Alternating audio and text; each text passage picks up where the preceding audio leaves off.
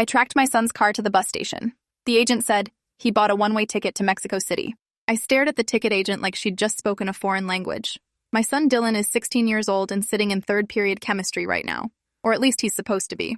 The agent, a middle-aged woman with reading glasses hanging from a beaded chain, looked back at me with the patient expression of someone who dealt with confused parents daily.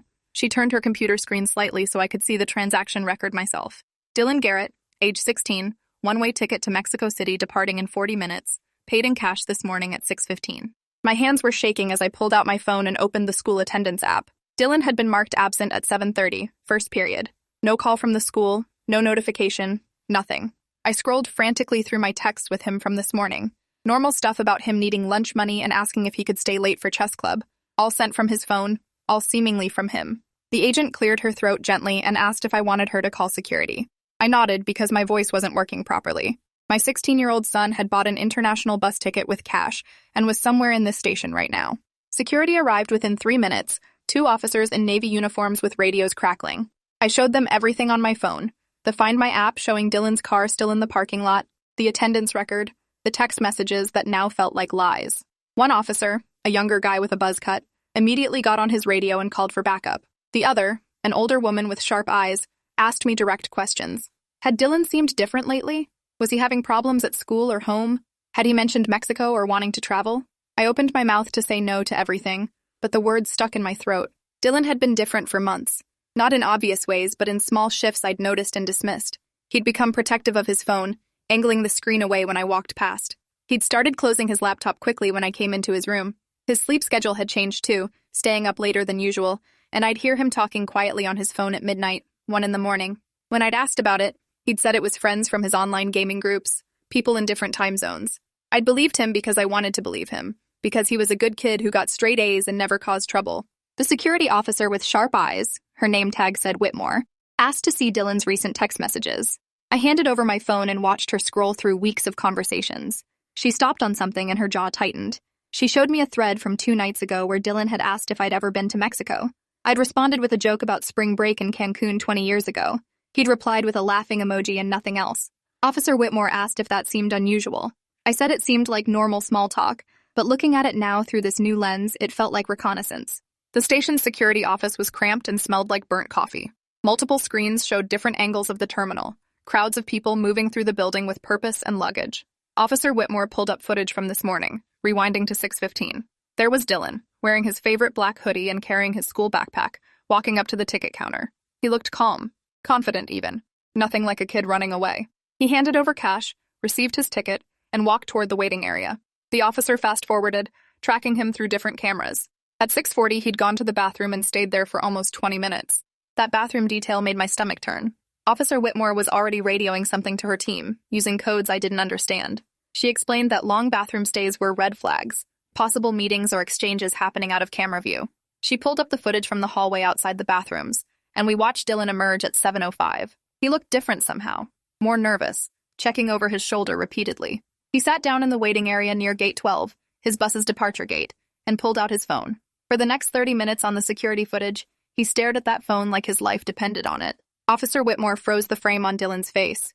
Even through the grainy security camera footage, I could see the tension in his shoulders, the way he kept glancing around. She asked if I knew Dylan's phone password. I said yes, the same one he'd had for years, but I'd never actually checked his phone beyond quick glances when he showed me something. She said we needed to access his accounts immediately. That time was critical if he was meeting someone dangerous. The word dangerous hit me like cold water. I'd been thinking runaway, teenage rebellion, maybe stress over college applications. I hadn't let myself think predator or trafficking or any of the darker possibilities. My hands shook as I logged into the family phone account on Officer Whitmore's computer. Dylan's phone data showed he'd been active all morning, texts and data usage spiking around 6:30. But the texts weren't going to me or his friends from school. They were going to a number with a Mexico City area code. Officer Whitmore was already running that number through some database, her fingers flying across the keyboard. While we waited for results, she pulled up Dylan's text history with that number. The messages went back 6 months. 6 months of daily conversations with someone named Mateo. The early messages were friendly, casual talk about video games and movies. Mateo said he was 18, living in Mexico City, interested in the same games Dylan played. The messages gradually shifted to more personal territory. Mateo asking about Dylan's family, his school, his dreams and frustrations. Dylan opening up about feeling pressured by me to apply to Ivy League schools, about not knowing what he wanted to do with his life, about feeling suffocated by expectations. My chest felt tight reading my son's words to a stranger, words he'd never said to me. The messages from 3 months ago took a darker turn. Mateo started suggesting that Dylan's life would be better somewhere else, somewhere he could figure out who he really was without pressure. He talked about Mexico City like it was some paradise of freedom and opportunity. He sent photos of beautiful buildings, vibrant street art, young people having adventures. Dylan ate it up, his responses getting longer and more emotional. He talked about wanting to leave, to start over, to escape the suffocating suburban life I'd built around him. Mateo encouraged everything, validated every complaint, and slowly started suggesting they meet. Officer Whitmore's database search came back. The phone number was registered to a burner bought in Laredo, Texas 6 months ago with cash. No name attached, no address, nothing traceable. She said that was a massive red flag, that predators used burner phones specifically to avoid detection. She asked if Dylan had ever met anyone online before, or if this was his first time being groomed. The word groomed made me physically sick. She said the pattern was textbook, months of building trust, isolating the victim from family, promising a better life, then facilitating the meeting. The messages from 2 weeks ago showed Mateo suggesting Dylan come visit Mexico City. He said he'd help Dylan get set up, find a place to stay, maybe even get a job. He said Dylan could take a break from school, figure out his life, come back when he was ready. Dylan hesitated at first, bringing up practical concerns about money and his passport. Mateo had answers for everything. He said Dylan could take a bus. It was cheap and easy. He said Mexico City didn't require passports for American minors arriving by land. That was a lie, but Dylan believed it. Mateo sent detailed instructions about which bus line to use, what to say at the border, how to get through without arousing suspicion. Officer Whitmore was on her radio again, speaking rapidly to someone about Border Patrol and trafficking protocols. She told me that Dylan's bus crossed into Mexico through Laredo, that it was a 14-hour trip total, and that once he crossed the border, it would be exponentially harder to get him back safely. She said we had maybe 35 minutes before his bus boarded. She asked if I had a recent photo of Dylan. I pulled up a dozen pictures on my phone from the past month. Dylan at his chess tournament, Dylan studying in his room, Dylan laughing with his friends at a birthday party. Officer Whitmore sent them to every security guard in the station. The waiting was agonizing. I sat in that tiny security office watching camera feeds while officers searched the terminal. They found Dylan's car in the parking lot exactly where the GPS said it would be. They checked the vehicle and found his school ID in the center console, his debate team trophy in the back seat, everything normal except for the note tucked under the driver's seat. An officer brought it to me in an evidence bag. It was written in Dylan's handwriting on notebook paper. Mom, I need to do this. I need to figure out who I am without everyone's expectations crushing me. I'll be safe. I'll call you when I can. Please don't try to find me. I love you. Reading those words felt like being hollowed out. My son thought running away to Mexico to meet an internet stranger was preferable to talking to me. Officer Whitmore said not to take it personally, that groomers were experts at creating distance between victims and their families. She said Mateo had spent months poisoning Dylan against me, making him believe I was the problem. She showed me messages from last week where Mateo told Dylan that I'd never understand him, that parents always tried to control their kids' lives, that sometimes you had to make hard choices to find freedom. At 7:45, 15 minutes before Dylan's bus was scheduled to depart, an officer spotted him. He was in the bathroom again, and they had units positioned at every exit. Officer Whitmore asked me to come with her, said Dylan might respond better if he saw me first rather than being confronted by security. We walked through the terminal, past families heading to visit relatives and college students going home for break, all of them oblivious to the crisis unfolding. My heart was hammering so hard I could feel it in my throat. We reached the bathroom, and Officer Whitmore positioned 2 male officers inside, while she and I waited right outside the entrance. Dylan emerged 3 minutes later looking pale and anxious. He had his backpack on and his phone clutched in one hand. He looked up and saw me, and his entire face changed. Shock, then anger, then something close to panic. He took a step backward, and Officer Whitmore moved quickly, not touching him but blocking his path. She identified herself and explained calmly that we needed to talk. Dylan looked at me with an expression I'd never seen before. Something between betrayal and hatred. He said I'd tracked him, that I couldn't let him make his own choices, that I was exactly the controlling parent Mateo had warned him about. The airport security office felt different with Dylan in it, smaller and more hostile. He sat in a plastic chair with his arms crossed, refusing to look at me. Officer Whitmore pulled up a chair across from him and spoke gently, asking him about Mateo. Dylan said Mateo was his friend, that they'd met online and connected over gaming. He said Mateo understood him in ways no one else did, that Mateo had invited him to visit Mexico City, and he was old enough to make that choice. Officer Whitmore asked if they'd ever video chatted. Dylan hesitated, then said no, that Mateo didn't have a good camera, but they'd exchanged lots of photos.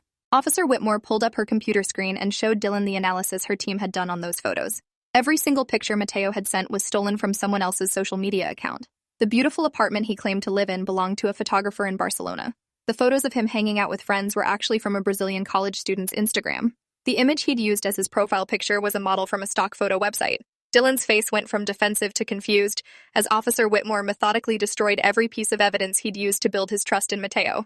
Then she showed him the phone records. The number Mateo used had been in contact with 14 other minors in the past year, all boys between ages 15 and 17. 3 of those boys had actually made it to Mexico City before being located by authorities. One was still missing. Officer Whitmore pulled up photos of the recovered boys and explained what had happened to them. They'd been met at the bus station by men who weren't Mateo, men who'd taken them to apartments and held them while demanding ransom from their families. One boy had been beaten. Another had been drugged and assaulted. The third had escaped after 2 weeks and walked into the U.S. Embassy. Dylan's face crumbled as the reality hit him. He started crying, and through the tears he said Mateo had promised to be there, that they'd planned to meet right at the bus station. Officer Whitmore asked if Dylan had sent any photos of himself to Mateo. Dylan nodded miserably. She asked if any of those photos were inappropriate. Dylan shook his head but looked away, which told me the answer was yes. Officer Whitmore explained gently that those photos were likely being used to blackmail other boys or sold on dark web forums.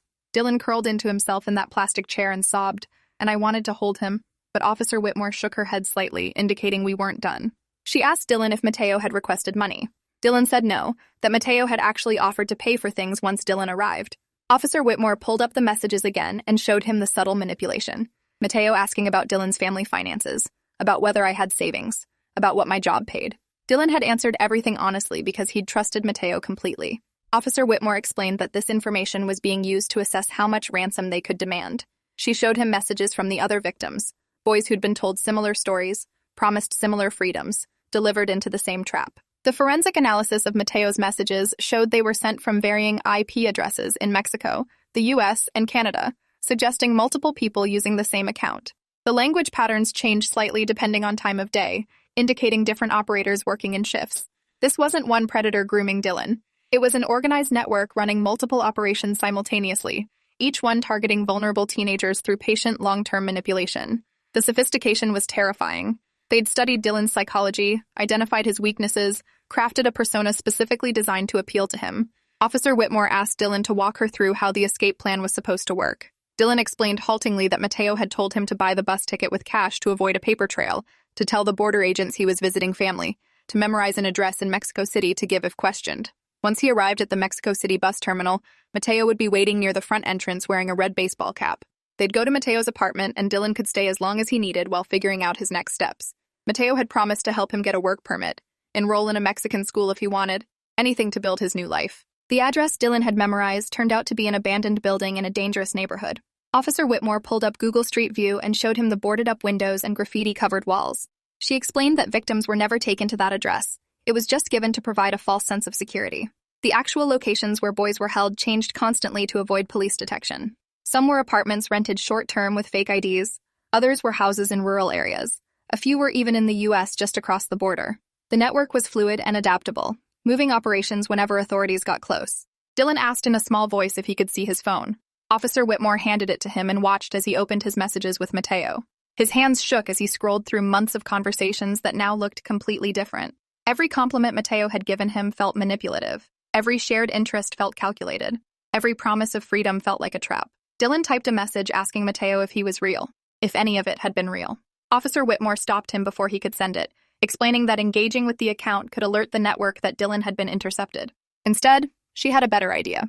With Dylan's permission, they'd use his phone to set up a sting operation at the Mexico City bus terminal. They'd let Mateo think Dylan was still coming, coordinate with Mexican authorities to grab whoever showed up to collect him. Dylan agreed immediately, desperate to do something to redeem himself. Officer Whitmore made several calls to various agencies, speaking in law enforcement shorthand I barely followed. Within 30 minutes, she had a plan in place. Dylan's phone would continue sending occasional updates as if he was on the bus, generic messages about being excited and nervous, nothing that would raise suspicion. While Officer Whitmore coordinated the sting operation, another officer took me aside and explained what came next for Dylan legally and emotionally. Because he was a minor who'd been groomed and manipulated, he wouldn't face any criminal charges. However, he'd need extensive therapy to process what had happened and understand how he'd been victimized. The officer recommended a counselor who specialized in online exploitation cases. She also suggested family therapy because the messages made it clear Dylan had been dealing with feelings of pressure and suffocation that I hadn't recognized.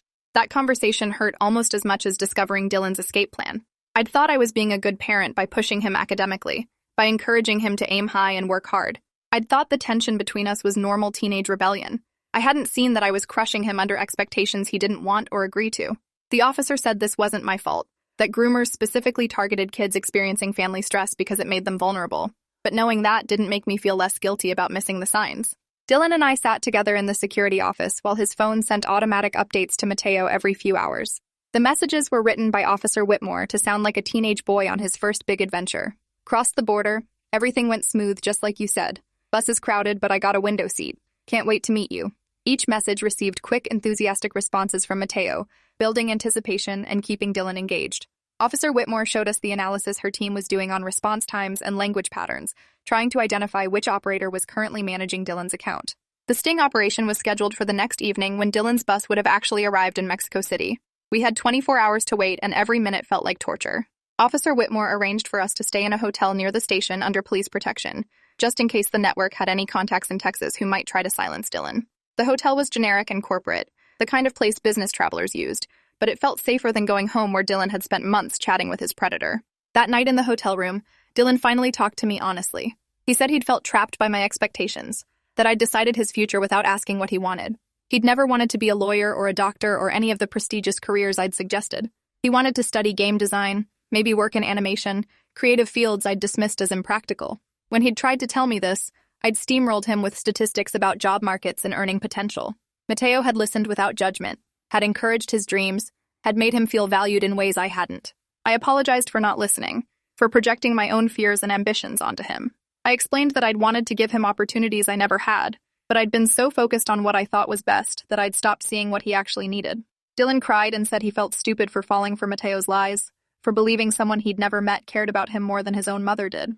I held him for the first time in what felt like years, and we both cried for different reasons. Him for the betrayal and narrow escape, me for failing to protect him from needing to escape in the first place. The next evening, Officer Whitmore called us back to the police station to watch the sting operation unfold in real time. The Mexico City police had positioned undercover officers throughout the bus terminal, cameras focused on the area where Dylan was supposed to meet Mateo. Dylan's phone sent one final message at 8 p.m. local time, saying he'd arrived and was looking for the red baseball cap. Mateo responded immediately saying he was there, describing exactly where to walk. The camera feed showed multiple men in the terminal wearing red caps, the network covering their bases in case one operator was compromised. At 8:15, a man approached the exact meeting spot Mateo had specified. He was in his 40s, wearing a red cap and holding a phone, looking around carefully. Dylan's phone sent another message saying he couldn't find Mateo in the crowd. The man typed rapidly on his phone, and seconds later the response came through. "I'm here. Keep walking toward the east exit." The man started moving toward that exit, and undercover officers moved with him, boxing him in carefully. When he checked his phone again and started typing, they closed in and made the arrest. The interrogation happened quickly because the man knew he'd been caught and the evidence was overwhelming. His phone contained contact information for dozens of teenage boys, detailed plans for multiple operations, and financial records showing ransom payments. He gave up names of other operators in exchange for a reduced sentence. Within 3 hours, police in 4 cities arrested 6 more people connected to the network. They recovered 4 teenage boys who were being held at various locations, including the boy who'd been missing for 6 weeks. The bust made national news by the next morning. Dylan's story became part of the coverage, though his name was protected because he was a minor. Reporters interviewed experts about online grooming tactics and the sophisticated networks targeting vulnerable teenagers. Several families came forward saying their own children had been contacted by accounts matching the same pattern, boys who'd narrowly avoided Dylan's fate because something had tipped off their parents. The school district where Dylan was enrolled implemented new programs about online safety and recognizing manipulation tactics. The therapy was harder than I expected. Dylan worked with a counselor named Dr. Reeves who specialized in trauma and exploitation. They met twice a week, and Dylan slowly processed what had happened to him. He struggled with shame, feeling stupid for being manipulated despite Officer Whitmore's repeated assurances that he'd been targeted by professionals who'd fooled dozens of smart kids. He had nightmares about what would have happened if I hadn't tracked his car, if Officer Whitmore hadn't moved fast enough, if the Mexican police hadn't grabbed him before he got into a vehicle with his captor. We started family therapy too, working through the communication breakdown that had made Dylan vulnerable in the first place. Dr. Reeves helped me understand that pushing Dylan toward achievement had been my way of showing love, but he'd experienced it as control and dismissal. She helped Dylan articulate his needs and boundaries in ways I could actually hear. We created new patterns, checking in with each other daily, not about grades or applications, but about feelings and experiences. It was awkward at first, neither of us naturally comfortable with emotional vulnerability, but it got easier with practice. The legal process dragged on for months. The man arrested in Mexico City, whose real name was Javier Cortez, pleaded guilty to human trafficking and received 23 years in prison. The 6 other operators caught in the coordinated raids got sentences ranging from 15 to 30 years depending on their specific crimes. Several more suspects remained at large, and Interpol was working with authorities in multiple countries to track them down. Officer Whitmore told us the network had been operating for at least 5 years, potentially victimizing over 100 boys during that time. Dylan testified at several trials, giving statements via video conference because he was still a minor. He described the grooming process in detail, how Mateo had built trust over months, how every conversation had been calculated to isolate him from his family and make him dependent on their relationship. His testimony helped prosecutors explain to juries how sophisticated these operations were, how the victims weren't naive or stupid, but carefully selected and manipulated by people who understood adolescent psychology better than most parents did. The recovery was slow and nonlinear.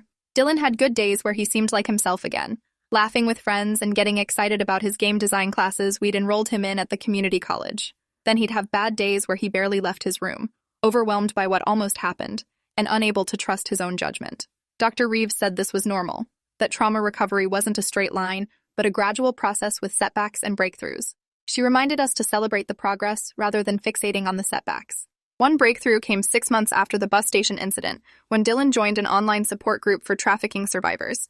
Talking with other teenagers who'd been through similar experiences helped him feel less alone and less ashamed. He started speaking at schools about his story, helping other kids recognize the warning signs of grooming.